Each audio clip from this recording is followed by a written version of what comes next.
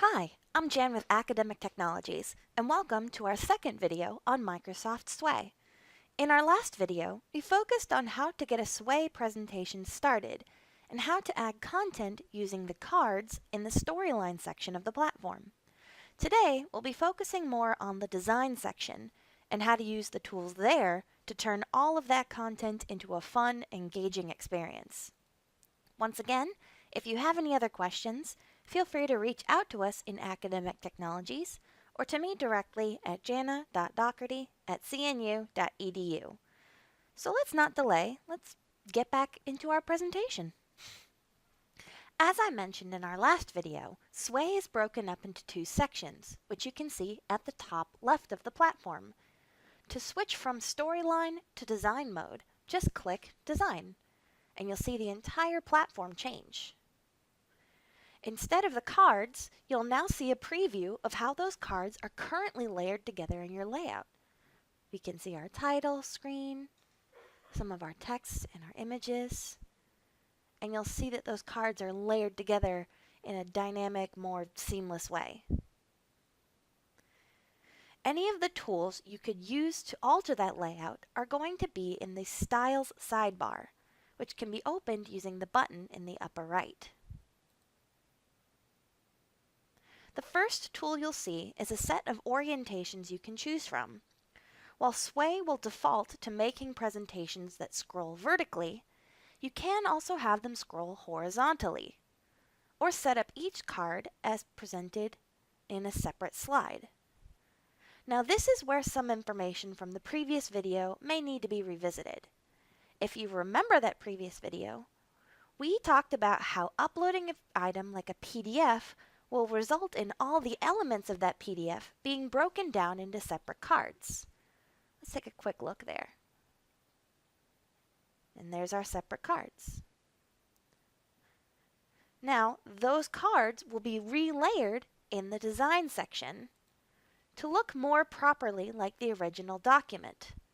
If our Sway is in the vertical layout, like it is now, you can see that the trick of the platform layers them to make the PDF look the way it did originally. We can see all of those elements coming together. However, if you choose to reorient your Sway horizontally, like so, the illusion is going to be broken. So if we go here, we'll see that all of our elements now come together in a way that's not really all that seamless. The illusion is broken even further if you have each card presented as its own slide. So if we click through all those slides now, it makes literally no sense. This is one big example of why choosing your orientation can be important in the design section. While in many cases it's only an aesthetic decision, in cases like this, it can completely change how different pieces of content relate to each other, and may make your presentation completely incoherent if chosen incorrectly. So, when choosing your content, keep that in mind, and look at your Sway's orientation accordingly. Let's go back to our vertical orientation for now. You also have tools in this bar that can let you control elements like your presentation's color scheme, font, and other background elements. You can see a lot of pre-made sets of these elements here in the style bar, and you can click between them to choose as much as you'd like. To try them on and see which one suits the presentation you want to make. However, if you find that none of these pre-made setups suit you, you have a couple of options. First, you can click the Remix button to apply some settings at random. I'm not a big fan of that though. So, we're going to click the Customize button to create our own. From here, we can use one of the images in the presentation as an inspiration for the platform to create possible color palettes. In this case, I'm going to use the image of the crest on my title page, which will then generate a few color palettes that I think are very pretty. Let's pick that one there. I can also select a font for all of my text using this Font Choices dropdown. In this case, I like Bodoni, so I'm going to keep it. Finally, I have two sliders at the bottom of this space.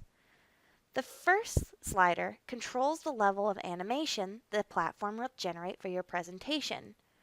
We're going to leave that at intense so you can see what those animations look like at the end of the video. The second slider controls how large any text on your presentation appears. We can set the text to small so it takes up less space, or to large if you need to present to a crowd and have them read it more easily.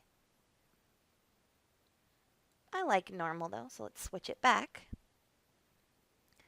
And once you're done here, you can click the X at the top right to close the style bar, or go back to the main space here. Let's just click the X. At this point, we've gone through the obvious tools you can use to tweak your Sway's visuals. But there are a couple of more things you can do on a more piece-by-piece basis. For an example of this, we're going to need an image. Let's use this one. If we click on a piece of content, like this image or a video, a set of options will come up. They include focus points, the emphasize button, and the ability to delete that content. Let's start with the second one, since it's a more universal tool for different content types. Emphasizing something allows you to choose whether or not this piece of content is small, medium, or large. Or as Sway likes to put it, subtle, moderate, or intense, the same way we did with the text. Let's change this particular image to intense to make it a lot more prominent in our presentation. For some content, specifically static content like pictures, you'll also have this button that says Focus Points. Clicking on Focus Points will bring up a sidebar, which will allow you to set focus points on the image, meaning that no matter how the presentation is laid out, and no matter how else the image is altered or moved, that point in the image will always be visible. We already have a pair of focal points set here. We can remove them by clicking Reset, add a focus point by just clicking on the picture, or we can tell Sway that the entire image is important and must be visible no matter how else the presentation is oriented. But I just want that one focus point for now. When you're done setting focus points, you can click the X in the top right of the focus points sidebar to close it. Now that we've used all the tools available to us, Sway will do the rest to turn our content into a coherent, engaging presentation. Although I do want to take a second, switch this back into vertical. But now we can use the play button to exit this preview and look at what this Sway will look like when presenting to students. We can already see some of the animations that were mentioned in the style bar here as you play your presentation. This is because this is what the full, complete presentation will look like, and will be how you would present if you're using this to show your Sway to a crowd in the room in front of you. However, you can also share this particular view directly to your audience's computers using the Share button, which gives you several ways to share this presentation. However, due to the way we have distributed CNU credentials, we personally recommend using the sharing link here, rather than sending invitations to specific people's email one at a time. Just make sure to choose the level of permissions you want your viewers to have in your presentation, either view access or edit access. Copy the link shown here, and then send it off using whatever method you see fit. In addition, please keep in mind that because we are a G Suite for Education school, and not a school that's using Microsoft as an organization, You'll want to avoid using the button that says to share your Sway with those in your organization. Do not use that button. It won't help you any. And those are the basics of using Microsoft Sway. We hope that this video mini-series was helpful to you and that you now feel empowered to use this new platform to create presentations that are more dynamic and engaging than other platforms you may have used in the past. As always, if you have any other questions, please feel free to reach out to us in Academic Technologies or to me directly at jana.docherty@cnu.edu. See you soon!